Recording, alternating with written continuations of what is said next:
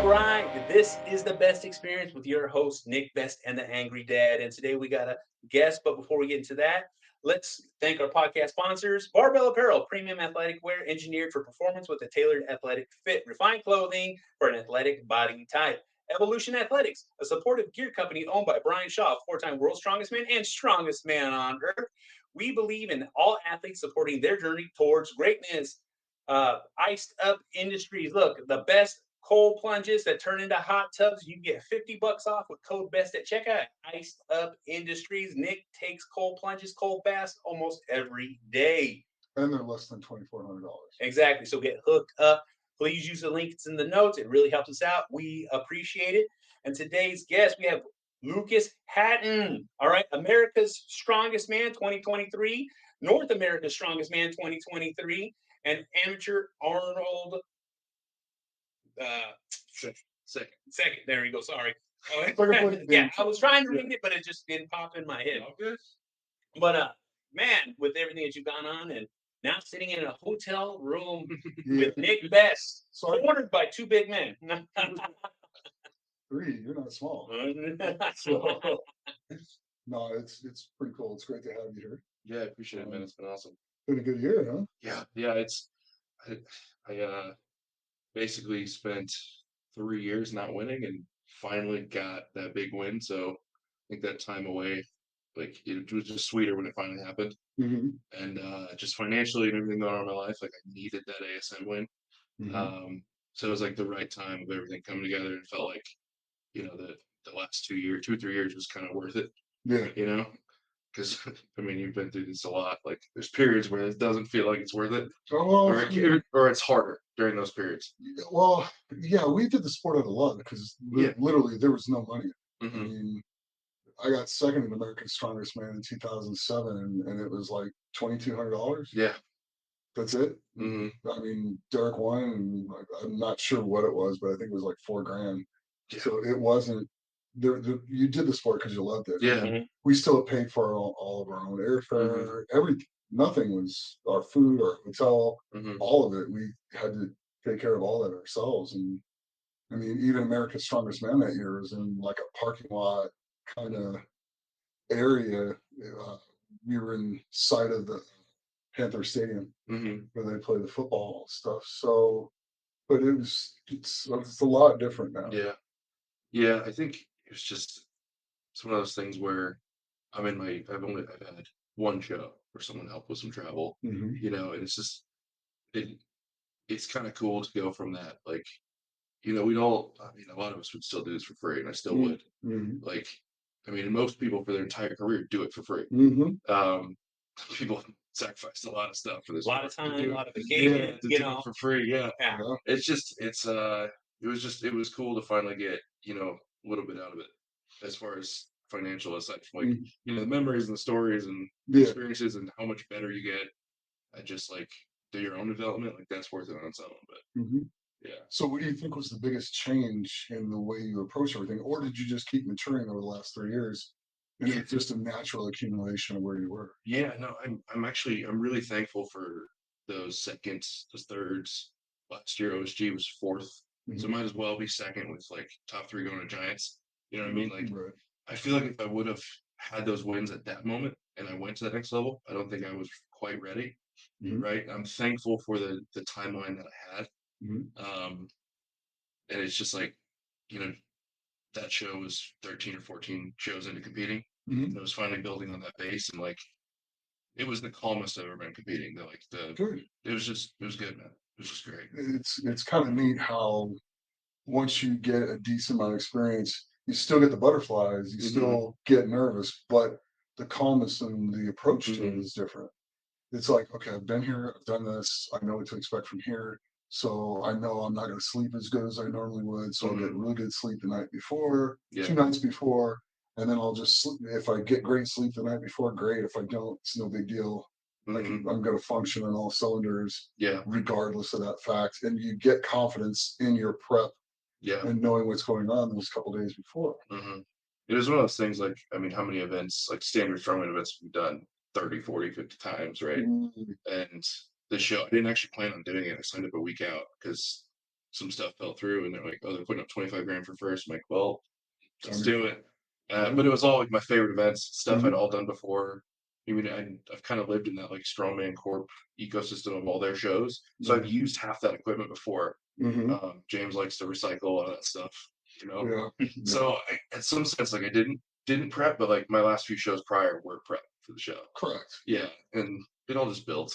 Now there's two like schools when it comes to that because you have the Brian Shaw kind of show up and do the big shows Hmm. and not compete very often, Yeah, and then you have this Sadunas thing of do every single show, but almost all these shows were training for him. So yeah, that's kind of how he got training in. So both were clearly very successful. yeah. So you have the epitome of both Hmm. and the experience of both to like look at and see Yeah. which one And apply. and I think I've kind of rounded the corner finally of like before it was like I needed that like 8 to 12 week prep for a show, and it's Mhm. like you know how it goes. Like Mhm. in the future, there'll probably be some invites that come 2 weeks out, and Mhm. you just Oh, gotta yeah, go. they're gonna be. The opportunity will come, and you gotta go, and like you just gotta trust that like that mound of experience that Mhm. just keeps building and building, and it's. I think if you had asked me two years ago to step into a show like a week in advance, like hell no, I'm not gonna do that. No, I'm not ready. Whatever, man. Yeah. Like, Just wait till you get that thing where, hey, we're gonna have you come out to Worlds this year, and you're like, okay, oh, cool, and they're like, so you could be, and this was the COVID year, one of the mhm, COVID years. You could be. We're not sure if Magnus is gonna get here, not sure if Eddie's gonna get here. So we could have you come out and be the equipment tester, or Same thing with Tom Evans last year. Remember? yeah. He went in as an. No. This is completely different. Oh. Because I wasn't training for anything. Oh yeah. Oh yeah. No, not for you. It's a little different. Yeah. This mhm, this was, you know, I was going to come and either do announcing, mhm, commentary or equipment testing, or I was the last alternate possibly available. And Colin called me. He's like, "Hey, make sure you bring your kit just in case." just in case. I'm like, "Okay, Colin. I just got my elbows done in Mhm, June. So I got both cleaned out. I mhm, had like 2 centimeter bone chips in them and yeah, stuff. yeah, And so got my elbows cleaned out. Then I went down to Bioaccelerator and got stem cells. And you're not supposed to do anything at all yeah, for a month after that. And it was like right at a month. And they're like, so did you I get off the plane and Colin's like, hey, you're here. I'm like, yeah, thanks. And he's like, did you bring a kit? I'm like, yeah. Why? I'm like, well, two guys couldn't even mhm, get on the airplanes because they tested positive yeah, before they got on the airplane. And then two guys tested positive right when they got there. yeah. Yes, and Claiborne was one of them. And How many guys did they pulled quite a few guys out of the woodwork right at the end? So it wasn't that year they also pulled Gabe Pena as mhm, well. mhm. Yeah, it's wild, man. Yeah, it was kind of crazy. So yes, be ready at Yeah, all times Yeah. because you never know. was that your? Well, I guess that was the biggest. That's about as tight as possible of a surprise of competing. Get Yeah, off the plane. get Yeah, off the plane. Oh, you're not. bring your kit just You're in not dancing. case. Yeah, I know you haven't been training. I know you haven't been doing anything. yeah. I know you just did all these things, but bring your kit just in case. I'm like, okay. Hmm. Which to me, I look at it as a blessing actually because it gave Yeah. me my 10th one. Mhm. Yeah. And there's only 7 of us that have done 10 Yeah. So or cool, more. man. So, Yeah. Is it Sojourners is like 16, 17? oh yeah. Sees the most? Or is it Mark? Felix has Is got it the Mark? most. Felix has got the most, and next I think is Brian, and then Z. Damn. It's a lot of strong. That's a lot of strong, man. Z and Brian, it's like right there, but yeah, Yeah. it's a lot of them. Brian's made the most consecutive finals, so. Yeah. It's like everyone forgets how many that Z went to before he won. Like, Mhm. oh yeah, Sojourners just whole career of winning. I'm like, he had a lot of whole career of second. Second, It, Well, it made it better. everyone's going to start somewhere. second to Arthur, he had pretty good, Yeah. but that experience paid off, Yeah. and he really, I feel like really did well. in the case of Worlds too, I mean Thor kind of had the same trajectory. Like, let's podium for Yeah, 5, 6, 7 years and then finally win the thing. Like, finally, yep. God, I bet that was sweet when he finally did it. hmm God. I'll definitely say it's a good feeling. Yeah. It is. Yeah. You made 2 finals? Made 2 finals, and I made IFSA World Finals too. Yeah. So Nope. 3 total. Mm. 2 for World's Because Finals. was there 2 years of IFSA or 3? Because there's 3. There was 3. There's 3. You did 2 of them. And you said that was off of America's. Yeah, America's Strongest Man. Yeah, got the invites from there. So that was kind of crazy. Because the first year I was 6th at ASM. My first year going. Yeah, it was my 3rd show as pro. I only did 3 amateur shows. Yeah, that's what I wanted to ask you about, like that transition from powerlifting into strongman. Was it just seemed like the next logical thing, or what was the path? So basically, for me, well, we're doing a podcast. Yeah. Okay. Hey, when you're a fan, you're a fan. You got questions. It's actually nice to have people ask me questions. So it was kind of cool. I did all that powerlifting. I stopped in 2001. And then 2004, I go to Mark Foley and I won worlds in powerlifting and nationals the same year in '96. And he was the strength coach at LV. And I bumped in, hey, we're having a strongman contest. You should come check it out and watch. No, not give it a shot, just come watch. And then Grant Higa was in there, and Carl Gillingham was in there. John Anderson was in it. Phil Pfister was in it. There was a lot of guys that were in the show. And I get there and I'm watching the show, and then I see him get paid afterwards. I was like, wow. And my son looks at me and says, Dad, you're pretty strong. You should do this. This is cool. And I was like, good idea, kid. And he was like, dude. Yeah. Just this little towhead that was this big. Okay. That was pretty much what got me into it. I did a contest at March Air Force Base in 2004 and was right in the middle of the pack. And it was in the middle of the pack because I didn't know what I was doing. I was like, no, I'm strong enough to do this. I just got to figure this out. I have no idea. Like the Conan's wheel, I think I got 2nd. And the Conan's wheel, the yoke, like I didn't even know what the hell that was. Baby deer legs. But I made it the whole distance. Yeah. So it was just like, okay. And then pulling the airplane, we pulled the F4 Phantom fighter jet. That's pretty cool. Yeah. That was actually really cool. I'd love to do that again now that I know how to do it. Yeah. How many times you look back at Air Force, just hear us. I'm just throwing that out there. No, it was pretty cool. So that's kind of where it started. I went to that one, was in the middle of the pack. Then I went and did another one in November in Colorado. Yeah. And the guy that had gotten 4th at NAS Nationals was competing in it. Everybody's like, oh my God, he's going to beat everybody. I'm like, okay, well, I beat him as bad as he beat everybody else. Yeah. The 6 events, I got 1st in 5 of them, then I got 2nd in the log. Yeah. Shocker. And then he got 2nd in everything, and then 1st in the log. Sure. So it was, from that point on, I kind of knew. So I was qualified for nationals. I went to Chad Coy's contest in Indiana and got 2nd by a point. And the 2 of us, it was a point when the amateur and the pros actually competed. And like, they're thrown in there, and the top amateur, whatever position, and that was a pro card. But the 2 of us beat all the pros, and then I was like, and Chad Coy's looked at me, he's like, you need to keep going. Yeah, you keep doing this. I slaughtered the farmers. Like I just literally sprinted, and I think it was like 3:30 a.m. and I was like, the course, and it was like 100 feet, and I did it in some crazy like 12 or 13 seconds. Just hauling ass. Yeah. And he's just like, oh yeah, you got to keep doing this. You just don't have any experience. Go to Van's contest in a month and get some more experience. So I go to Van Hatfield's contest, and there was like 7 pros in that one. Yeah. And Travis Hortmeyer was there, Kevin Nee was there, Grant was there. There's a bunch of guys there. And like, I got 2nd in 2 events, but none of the amateurs were in there. So I got a massive, I picked up 6 there. I won the deadlift. I was the first amateur to break the 800-pound deadlift in strongman, and I beat Travis's record, which was good. He was pissed. And then Kevin finished at 765. Travis and I both pulled 765. Travis looks at me and goes, oh, he pulled 765, which broke Travis's record because it was 750 or 755 or something. He's like, you want to eat dinner? I'm like, yeah, put it on. You sure? I'm like, yeah, put it on. Yeah, let's do it. And he pulls it, gets to his knees and drops it. I'm like, are you done? Yeah. And he's like looking at me like, insert powerlifter, let's go. Boom, pulled it right up.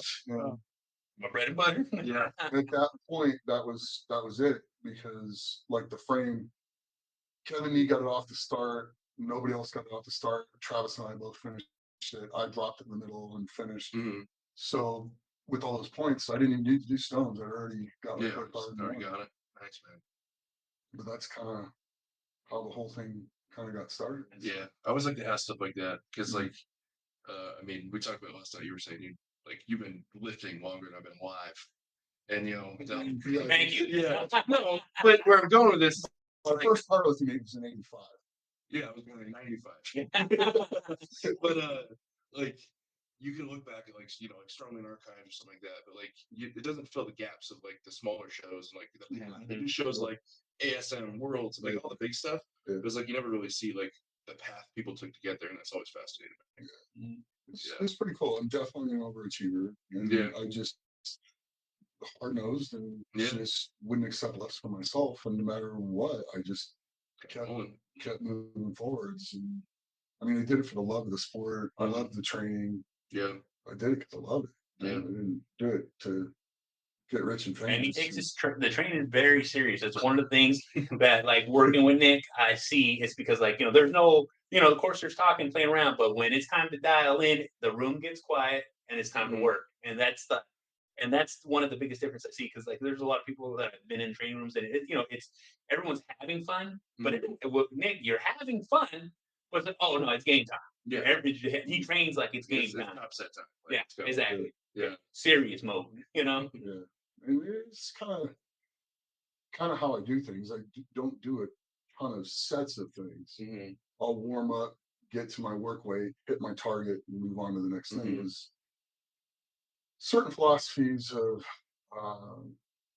like stimulate, don't annihilate is an old Lee Haney thing, but it's true. Yeah. And then, but also the same principle with the blood and guts and the Menser stuff of 1 to 2 heavy sets, no more than 8 sets per body part, that type of thing. Also, when you're training, works pretty good. Strongman, we have events. So, I mean, you train 5 events in a day, you just did a whole contest in a day. Yeah. And if you're training like near or at contest weight, if you're able to do the contest weight in training and get going, train with it. Yeah. It's all good dudes. And train in the order the events are. Yeah. Yeah. You're going to know what it feels like. I feel like with more and more like actual strongman gyms popping up, that style of like your event day is kind of going away because people used to like drive their 2 hours to that one gym, that one guy's house. You know? Yeah. And it's interesting. Like I feel like in the last few years, there's been a lot more like of the like strength coaches from outside of the sport coming into the sport, and I'm curious what that does. As far as the next few years, I mean, training has gotten better in a lot of senses, but like in some senses, it's like we're overanalyzing to just do the work. Oh, it's that way with all kinds. Yeah. There's certain people that talk about training that are very educated book-wise. They're behind. Yeah. And they're 20 years behind and they don't know it. I mean, how long does it take muscle to recover from a workout? Could be a couple days. Okay. How long does it take tendons to heal from a workout? A week or two, depending on isn't it longer? It's like significantly longer. Like a week. Yeah. Who trains on that cycle? A lot of Olympic weightlifters. Who trains on a tendons heal in a week cycle? Not Olympic lifters. They do like their 10-day cycles. At least as their heavy top sets. No, they're heavy, but any work on the tendons before they're healed is causing more damage, which is stopping the healing. So they're still not healed. Who trains on a schedule when their tendons are ready to go? Not many people. Yeah. The industry is completely fucking ass backwards, and nobody knows it or realizes it. It doesn't matter how fast your muscles heal, the muscles are going to heal. It matters how fast your tendons heal. Yeah. And if you train right when they're ready to be healed, every time you go into them, you're going to progress without getting hurt. Yeah. Much longer. Yeah. It's like people will go. I mean, yeah, it's true because the muscle belly injuries is so much more rare than that. It's all connective tissue. Yeah. It's true. And once you have a connective tissue tear and healing, I mean, in all honesty, you can come back fairly fast. but you're still looking anywhere between 6 months to where you can start really training without worrying about it, and then another 5 months to get back to where you were. And so you're still looking at a year. Setback a year. Yeah. Setback a year. It just costs you a year. So it's a year of training and not advancing on your lifts. And that's pretty costly. Yeah. Especially as you get older. Yeah. Because you don't have that many years to pitch in the toilet and come back the next year. So you're very focused on how long it takes to connect the tissue. Yeah, for sure. Yeah, that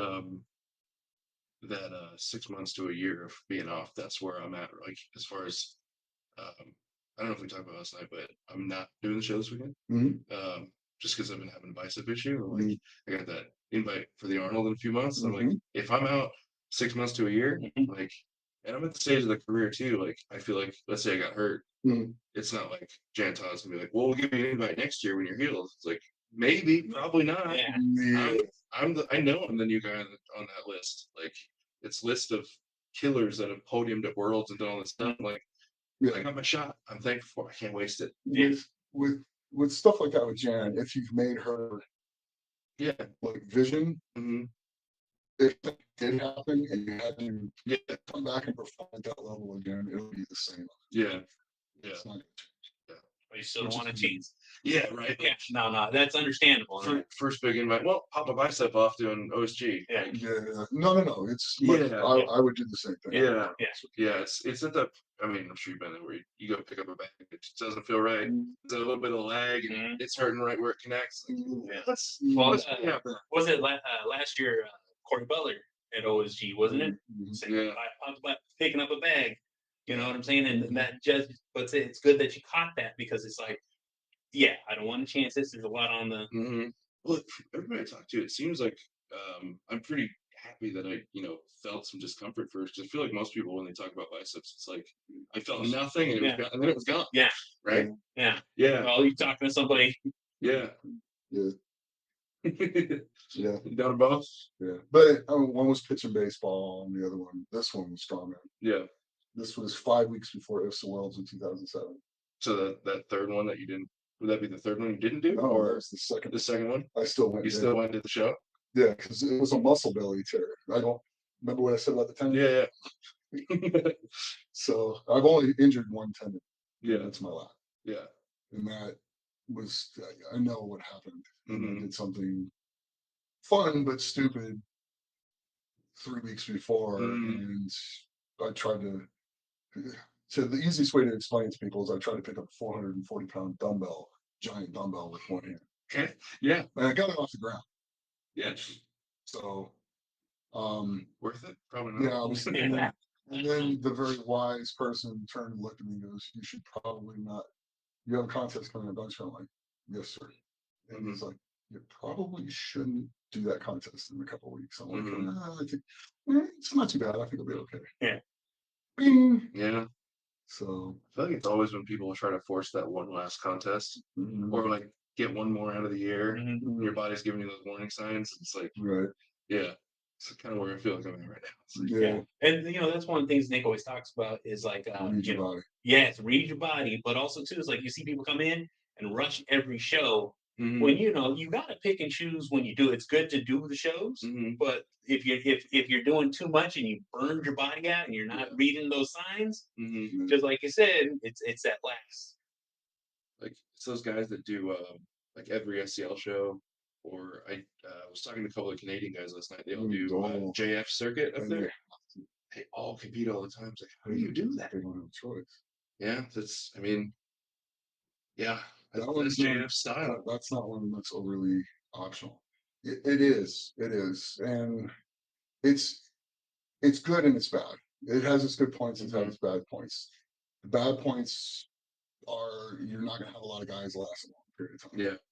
The good part is you got to find the guys that are really freaking built for it. And that's those guys that come down here. You're gonna turn. Well, Hooper didn't come up that way. Oh, I thought he did. No, he hasn't done the. Oh, I thought he did. Yeah, I swear I thought he did. No, he literally. No, a lot of those guys like they wish he would at least Canada's strongest man, because I'm sure they let him come. Yeah. I mean, he's strongest man on the planet, right? Yeah.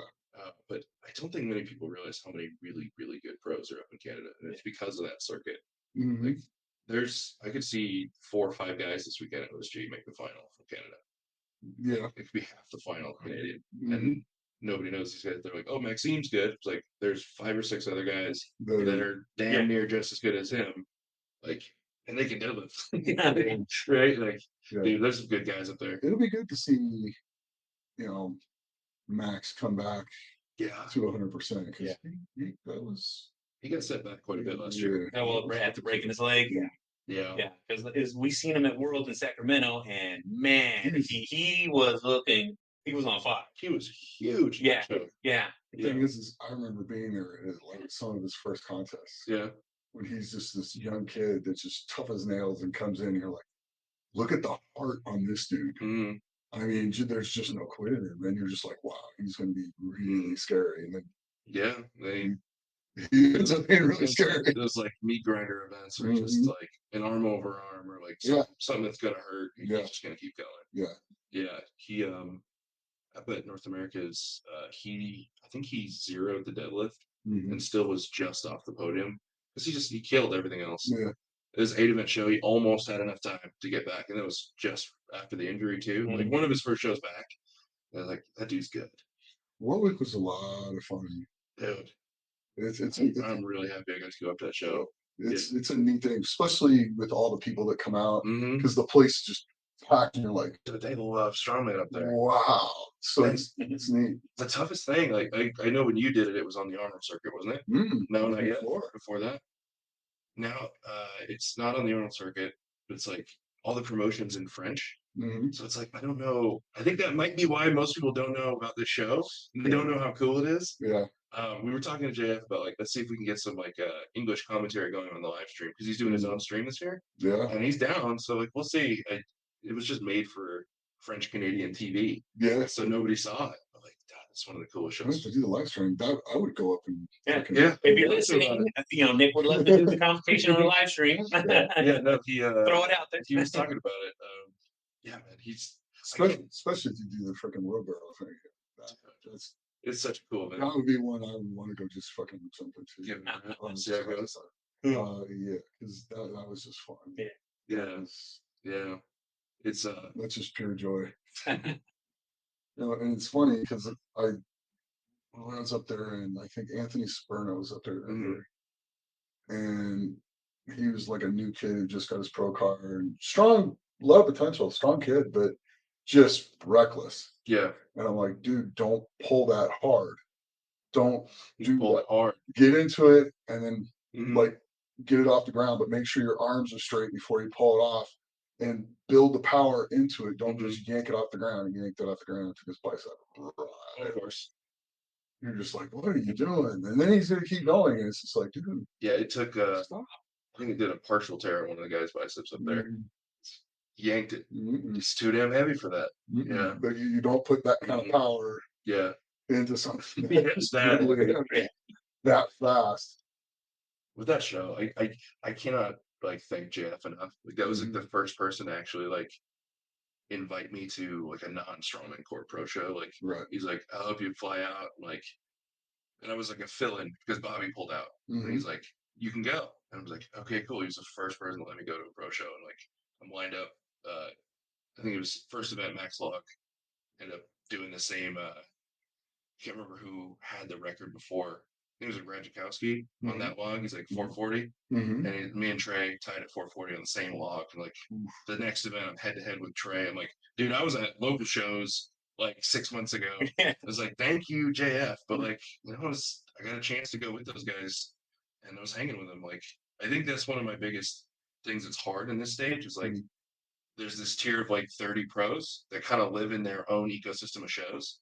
And those opportunities to compete with them are so rare. And you just got to take them when they come. Yeah, and you got them. You're going to the Arnold. Yeah.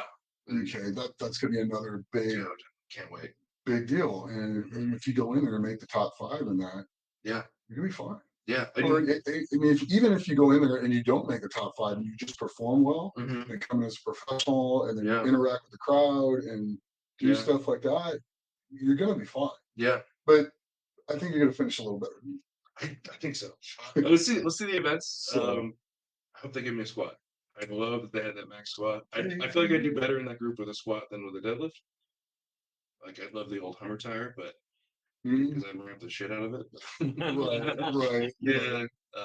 But no, we'll see the events. But with that, I mean, they allow figure eights, so there's some room there. Mhm. In the contests that don't, there's still ways around that. There's a way to tie Mhm. your grips in. I showed Hooper, and then Hooper put it on the video. It's like I learned this from Nick. It's like, But there's a way to tie that strap in where it's Uh-huh. every bit as good as yeah. the figure eights, except for you can actually let go of the bar and not Mhm. take a face plant if Yeah. something goes wrong. Well, it's like I mean, Brian's big on not having them, and like, Mhm. Novikov still found a way to get the straps a little loose for that 1210. Yeah. Oh, yeah. Yep. He's one of my favorite guys. How many events has he made them change the rules for?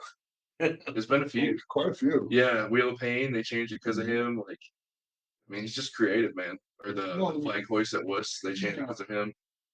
Did you see what he did for the arm over arm at the Shaw this year? No, I didn't.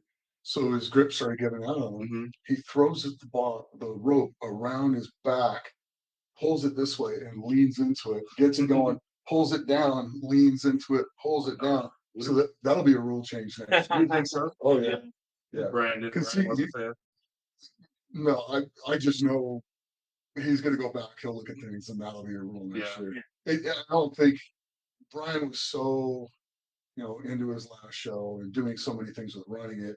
I don't think that popped up on his radar right then and there. Sure. But it will. But it's like, On the year in review, he's like, Because Brian's probably in the stage where he's reviewing stuff from last year. hmm Yeah. So yeah, we just ate at the Heart Attack Grill about a week and a half ago. Yeah.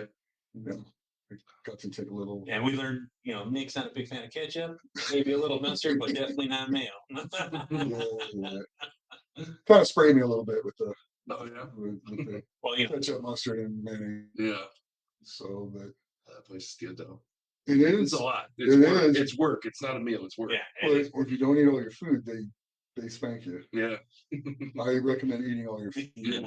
Those girls have Finishing anger your issues. Like seriously. Yeah. So That's a Fremont experience. no kidding.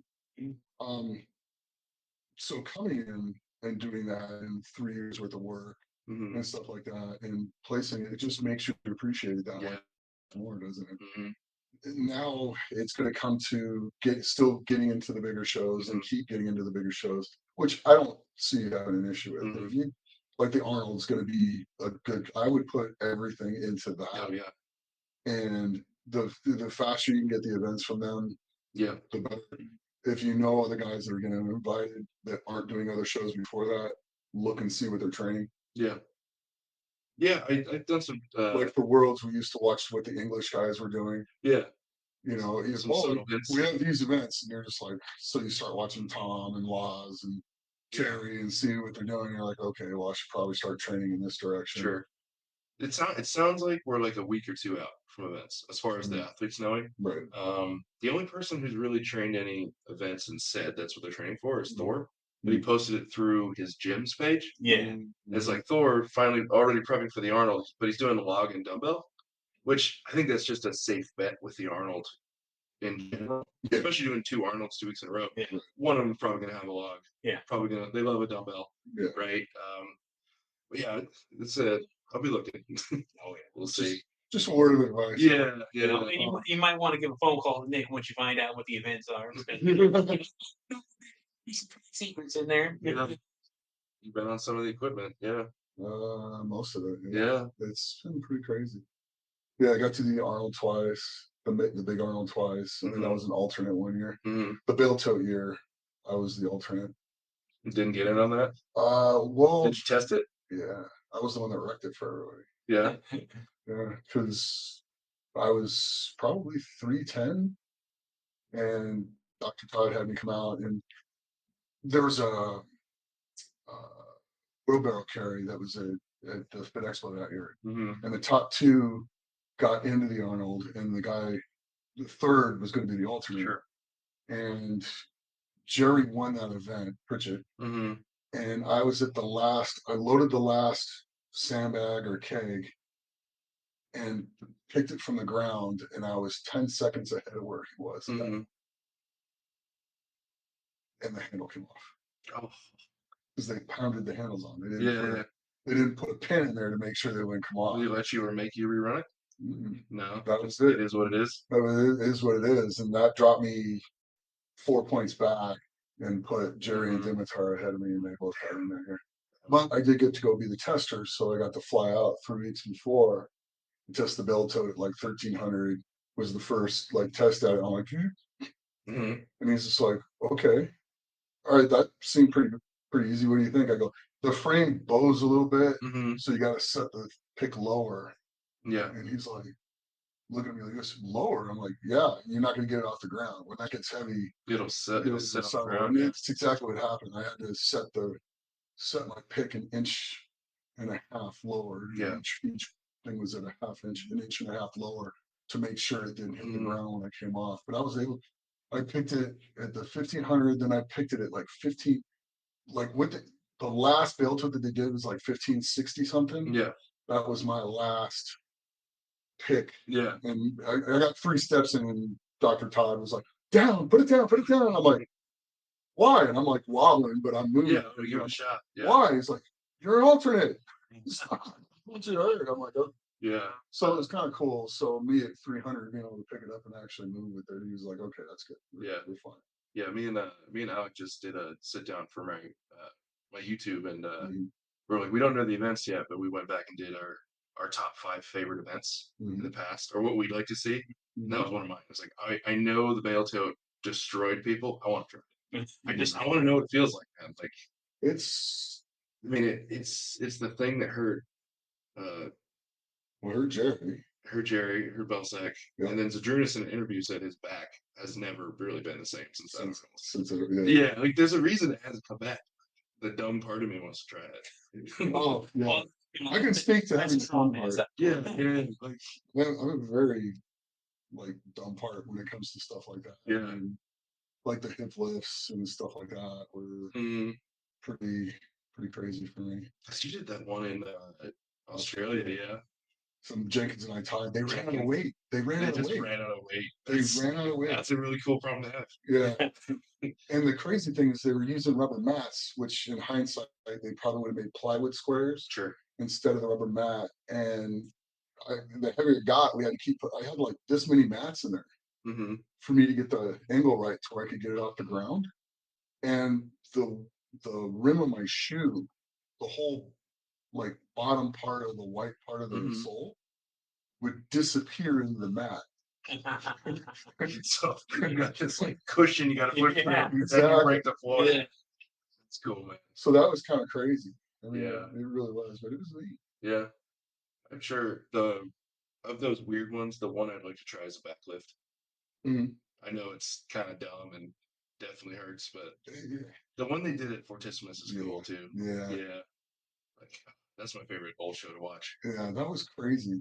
And then I remember after the last one, Brian competed with me, and it was the last time I was able to beat Brian, by the way. Hold that up. It was 2009. Yeah. So that was a long time ago. And we did a Super Series contest in Romania. And his eyes were still like, all the whites on his eyes were red from that back. Like completely red, just bloodshot. And you're just like, are you okay? You look at it, you're like, are you okay? I think so, yeah, maybe. Yeah.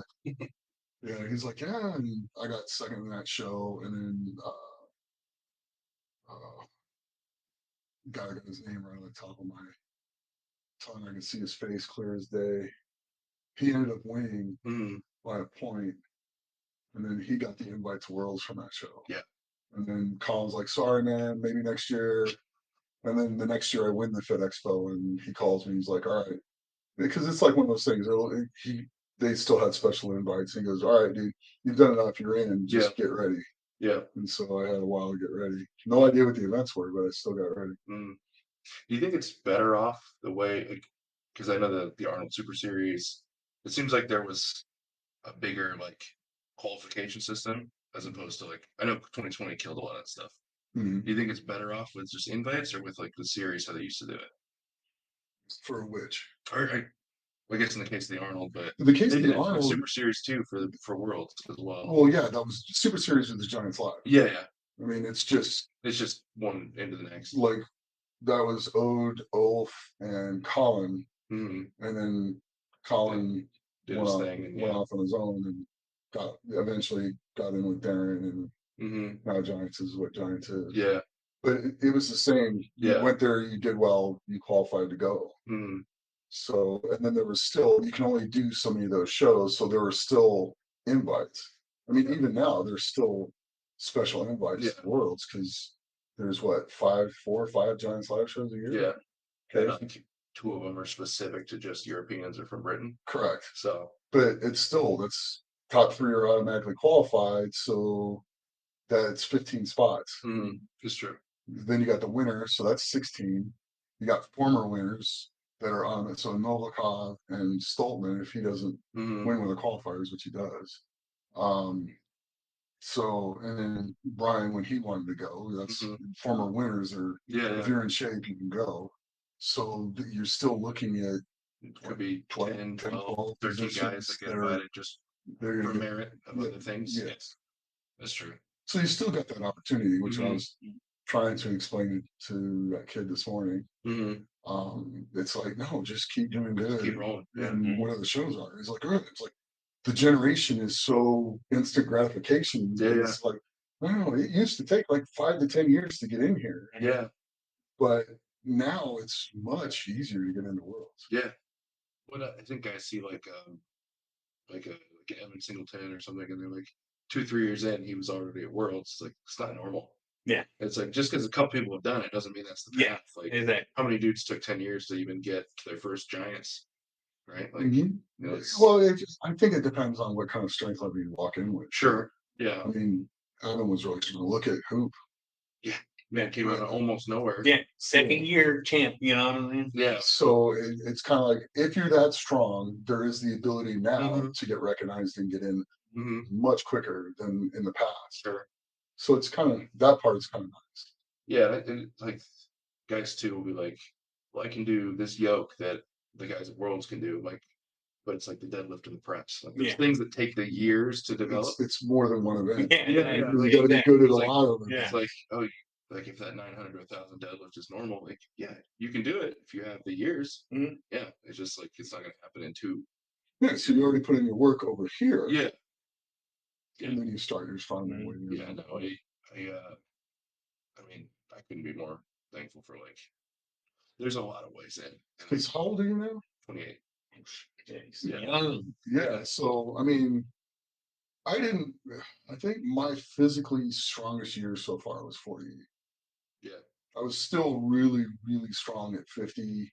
Was that like 2016, 2017? Something like that. 16. 17. I was gonna say that was like when a lot of your wins and stuff were. 17 was the year I got to the finals. Yeah. But I tore my calf, flipping the tire. Yeah. I still got through the whole rest of the show, but you're still you're not going to be in it in the final. Well, I was in the final. Well, yeah, but like I wasn't going to be. You're not going to be in attention, yeah. But it's always too tight. And that's something else. It's kind of like one of those things where I was trying to explain it to Iron BB this year. She was, oh, my bicep, and I'm like, dude, you're still not a world's strongest man competitor. Yeah. There's no place you can go where it shows you're on the list. You're a strongman, you're a professional strongman, but you're not a world's strongest man competitor. Even if your biceps injured, do the show, because all throughout history from that point on, once your name's on that list as a world's strongest man competitor, you're a world's strongest man competitor till the day you die. Yeah. You know, like, and and guys like me, like my promoters have reached out, and I'm like, for me, it's like I'm like, I beat 7 of those guys, and but like forever, those guys will be world's strongest man competitors, and like, I don't know, like I feel like there's a show to not come off the gas or to take the risk. You're at the big show. That's the one we're all trying to get to. Yeah. Like that, or like the Arnold Classic, or like or those big 4, or Brian shows. Yeah, those shows are Rogue. Like those big 4, you're at the dream show. There's nothing else. Like if I tweak something in the warm-up, I'm doing those shows. Yeah, right. It's going to show you on history. Just like I remember what was it? What year was it? I think we were in China, so it's 13, and Kuklyev had messed up his arm pretty bad in the qualifying heats, and he'd won his heat, so he's in the final. And somebody was trying to talk him out of that so someone else can go in there. And I remember Magnus walking up to him. He goes, "If you pull out, you won't be a world's strongest. It won't show as a world's strongest man finalist this year. You'll be in the top 10 in the world." He goes, "Even injured, you go do it. You're still a finalist. You're still in the top 10." He goes, "You don't do it, now you're not in the top 10." Yeah. He goes, "History will show that as always," which I was like, yeah. I mean, there's dudes that go down as like legends of the sport that like the biggest thing they did was make the final. Like that's still huge. Like, I mean, people are skewed by like your Stoltmans and Thors and stuff, but like I was thinking like, well, Terry Owens, he got on the podium once, didn't he? Twice. But it's like guys like that just making the final for years and years and years. Like people don't give that enough credit. It's like, dude, I mean, I think it's almost percentage of the world right there. Yeah, dude. Even being like the alternate for worlds one time. Yeah, like you are in the 1% of the 1% of the sport. Like it's still that's people's dream. Yeah, still. You know what I'm saying? I mean, is that okay? Oh yeah, we're good. Okay. I still looked at. I mean, I always try to be the best, absolute best that I could be. Yeah. I had my weaknesses. Overhead's a weakness for me. Couldn't tell you why. Yeah. And there was a point in time where I could bench like without a shirt on. The most I've done was 635. Yeah. But it never translated into overhead. And you always had a big squat. It was strange that you couldn't get the leg drive. Yeah. Just some disconnect. Just never clicked. Never clicked, or it was a range of motion movement. My lat, like the difference in flexibility on this arm and this arm. And this is the one I haven't torn. Yeah. This is the one I had fixed. Yeah, that's way better. But this one goes up. Yeah. And so now my overhead pressing is it's actually better than it was, but it's still so it was always I was gonna lose points there and I had to be great at everything else to make us everywhere else. And so, with you going into the Arnold right now, like, and you're gonna get advice from a lot of people out there, but the thing is like sometimes, like you were saying, sometimes it's skewed. If you wanted to ask something, and like I said, you got a legend right in front of you. What is something that you need to know in a mindset or just in coming into a major show like this? Because like I said, you just won America's Strongest Man, and now you got the invite to the Arnold, and it's like, it's like I mean you've been through that of like that early stage of getting into the big shows. Like, were there things that you did that was like a stumbling block, or you do it differently if you could do it again? I think the only real thing I would do differently is once you start getting there, you're so excited that you're getting invited to those shows that you take them all up on it. Yeah. You got to pick and choose. Yeah. That is the one thing. That year can fill up really fast. Oh, well, that's where you're going to get hurt. Yeah. I mean, still, you don't want to go just getting in. Your third year in, your second or third year in, where everybody knows you're fucking. Yeah. That's all right. Everybody knows you're really solid, really good. At that point, you just got to chill out because you're gonna get invited to everything. Be like, hey, I'd love to, but it kind of conflicts this, and I don't feel my body's gonna be ready. But I'm gonna plan on that for next year. But for this year, I'm gonna pass. Yeah. You're gonna have to give up some opportunities in there that you don't want to, but your body's gonna hold together, and then you can maintain that high level of placing at each one that you go to, so that when you tell them, hey, I'll hit it next year, and then you push off a different show for the following year. Yeah. That's probably going to be, I've seen the most fatal mistakes made there. I mean, Klitschkowski was hitting everything and then got pretty seriously injured. And then now he's still not what he was. I mean, I love that guy. I mean, his attitude, he's a great kid. If I call him a kid. Everyone's a kid. But he's a kid. I've seen a lot of guys come in, make a splash, and then all of a sudden, I mean, look at Evan when he first came in, started getting invited to everything, started doing everything. And then all of a sudden his performance started doing this, and then he come back and started doing more planning and better shows. Everybody knows how good he is, so he gets the invite. Some things he's going to, and some things he's not. He's finally figured that balance out. That's the hardest thing to do is, I made it. I got an invite. And, okay, take that one. And then now you got another one. And it's, you still got to have enough time to heal from the contest that you did, get back to training, get strong, and do another contest. Yeah. You know, you're going to learn to function at about a 6-week level. If you can hold your body's conditioning at 6 weeks out from a show at all times, which is quite easy to do. Yeah. That's where you want to live. Fair enough. And then you make sure you have a week or two of healing after the contest, and then if it's worse, a month. Yeah. And then, because like the biggest issues I had with doing the Arnold was the Fit Expo was probably the second heaviest contest in the United States at that time. And I mean, we had to do a 1,000-pound 16-inch deadlift. Yeah. With a stiff bar. Cool. You know, so it's a partial deadlift, but still you're gonna feel it. Felix and I tied it like 1,003, and then Terry pulled 1,025, and then we did a stone over bar. I think the stone was like 380 or something like that for reps. Yeah. As the last event, and then the yoke was like 1,000 and stuff like that, and it was just the farmers was like 400 a hand. Yeah. You know, it was a brutal contest, and you were just like, you're just getting recovered and you're at the Arnold.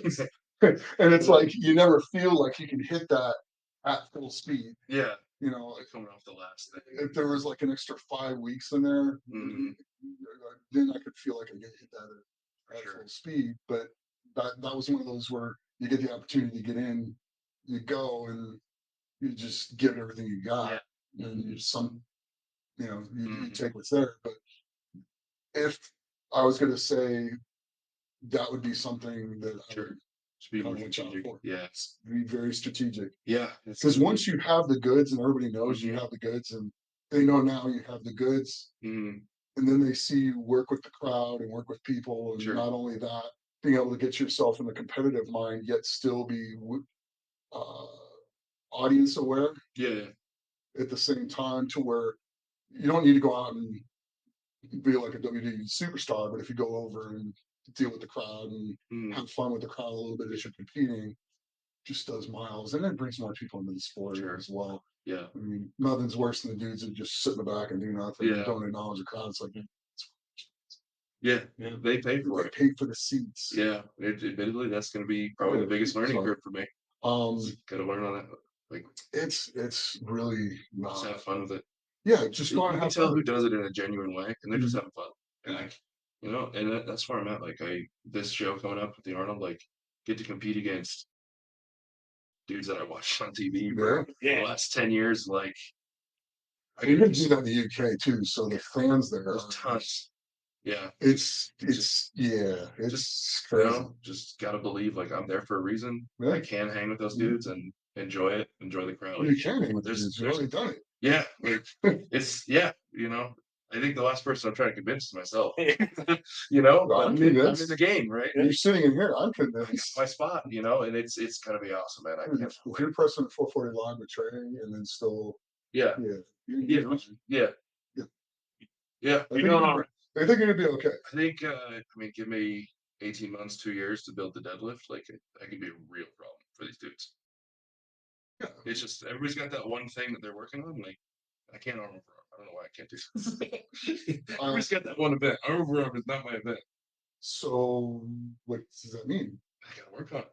Don't suck at an event 2 or 3 years in a row. How often are you training arm over arm? Gotta train. Well, off season, our plan is to just have it in. We'd have stones. Every other week. Yeah, because it's just gonna be. Just throw it in every other week. Yeah, it's gonna be in shows. It's never gonna go away. 1 week, make it light. Yeah. To where it's light and you gotta go fast. Yeah. Because that happens occasionally. And then the next week, 2 weeks later, make it a heavy one. Yeah. To where you can barely move the two. Yeah. And train it both ways, because like Warwick one we had an arm over arm, and it was uphill. Slow crawl. So that was crawl. Nobody finished, and it was brutal. And then the next year, it was slightly downhill, and it was fast as heck. So you never know what you get your hands on. So train one slow, train one fast. Yeah. Yeah, no, it's just those couple events. Got to keep working them, and And the deadlift comes with time. Yeah, and it just need the reps, need the time. The core conditioning, stuff like that. How often are you training your abs? Twice a week. Okay. Yeah, no, we're on a good pace with deadlift. Like side bends. Yeah. Trunk twists. I did a lot of rotational stuff. I was a thrower. Okay. So rotational strength is That's where like the power comes from. Yeah. I did this camera. Yeah. Yeah, man, for some reason deadlift just didn't come natural to me. Like I was after college, like I was a strong lifter.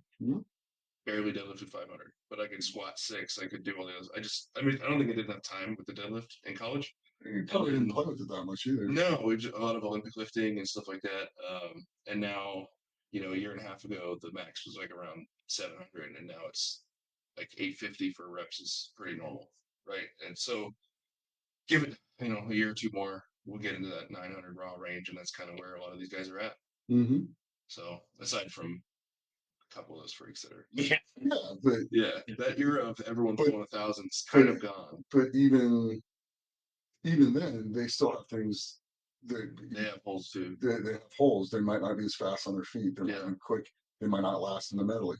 So it's no, I'm excited about it. Yeah, me too. It's fun to watch. It's a really fun phase right now. Yeah, just enjoying it.